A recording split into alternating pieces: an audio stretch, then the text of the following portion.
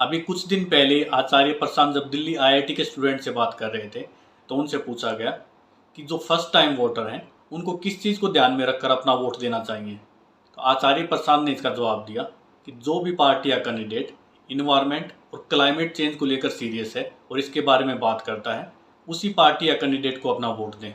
नेता है, कौन सी पार्टी है जो बायोडायवर्सिटी की बात कर रही है, जो क्लाइमेट चेंज की बात कर रही है, उनका मैनिफेस्टो पकड़ो।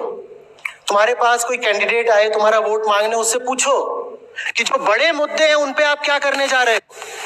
तो आज हम इस वीडियो में हमारी दो मेन नेशनल पार्टियों बीजेपी और कांग्रेस ने अपने मैनिफेस्टो में इन्वायरमेंट और क्लाइमेट चेंज को लेकर जो भी कहा है उसके बारे में बात करेंगे। पिछले 5 सालों में देश को अत्यधिक वर्षा, बाढ़, सूखा और गर्मी की लहरों सहित कई जलवायु परिवर्तन से रिलेटेड आपदाओं का सामना करना पड़ा है। पिछला साल भारत के लिए अब तक का दूसरा सबसे गर्म साल रहा है।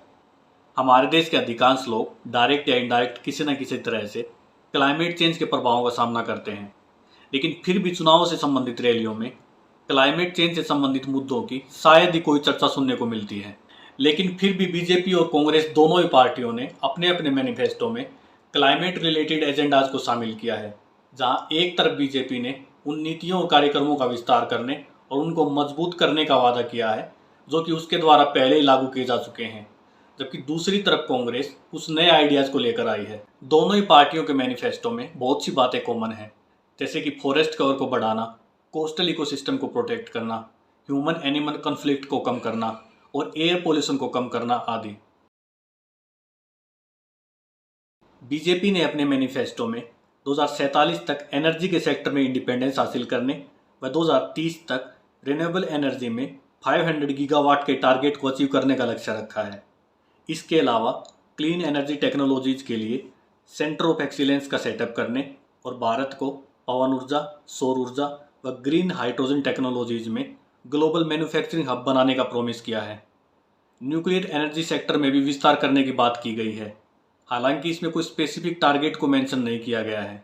बीजेपी ने अपने मैनिफेस्टो में ग्रीन क्रेडिट प्रोग्राम को जारी रखने और उसे ज़्यादा मजबूत करने का वादा किया है। यह प्रोग्राम वाटर कंजर्वेशन और सोयल इम्प्रूवमेंट जैसे कार्यों को प्रोत्साहित करता है। कार्बन क्रेडिट प्रोग्राम की तरह ग्रीन क्रेडिट प्रोग्राम भी लोगों को इन्वायरमेंट फ्रेंडली कामों के लिए क्रेडिट प्रदान करेगा। बीजेपी ने अपने मैनिफेस्टो में गंगा की तरह ही अन्य नदियों के लिए भी नमामि गंगे जैसे प्रोग्राम लॉन्च करने का वादा किया है, ताकि नदियों की हेल्थ को इम्प्रूव किया जा सके। बीजेपी ने अपने मैनिफेस्टो में क्लाइमेट रिलेटेड जो एकमात्र नई प्रॉमिस की है वह है भारत को मौसम के लिए तैयार और क्लाइमेट स्मार्ट बनाने के लिए मौसम नामक एक नेशनल एटमॉस्फेरिक मिशन को लॉन्च करना।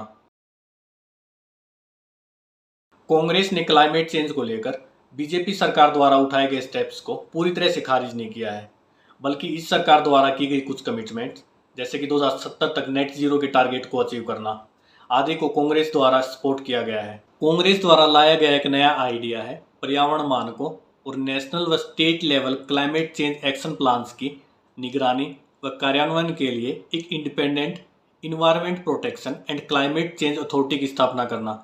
इस आइडिया में क्लियरली कांग्रेस के नेता जयराम रमेश की छाप दिखती है, जिन्होंने यूपीए 2 सरकार में इन्वायरमेंट मिनिस्टर के छोटे से कार्यकाल के दौरान एक ऐसे ही आइडिया की वकालत की थी। कांग्रेस के मैनिफेस्टो में एक और नया आइडिया क्लाइमेट चेंज पर जो नेशनल एक्शन प्लान है, जो कि 2008 में लॉन्च किया गया था और अभी भी अंडर इम्प्लीमेंटेशन है, को एक national climate resilience development mission में कन्वर्ट करना, जो कि डेवलपमेंट के सभी सेक्टर में क्लाइमेट से जुड़े सभी पॉजिटिव कार्यों को इंटीग्रेट करेगा। इसके अलावा कांग्रेस के मैनिफेस्टो में 2 स्पेशलाइज्ड फंड्स को स्थापित करने की बात की गई है। एक तो क्लीन एनर्जी ट्रांजिशन को फाइनेंस करने के लिए एक ग्रीन ट्रांजिशन फंड की स्थापना और दूसरा रिन्यूएबल एनर्जी, सस्टेनेबल इंफ्रास्ट्रक्चर और ग्रीन जॉब्स को क्रिएट करने के लिए एक green new deal investment programme की स्थापना करना। इसके अलावा कांग्रेस ने नदियों में किसी भी प्रकार के अपशिष्ट पदार्थ छोड़ने पर रोक लगाने के लिए एक कानून बनाने का वादा किया है। कांग्रेस ने यह भी कहा है कि पहाड़ी क्षेत्रों में भूस्खलन के तंत्र का अध्ययन करने और ऐसी घटनाओं को कम करने के उपाय बताने के लिए एक हाई लेवल कमेटी अपॉइंट की जाएगी।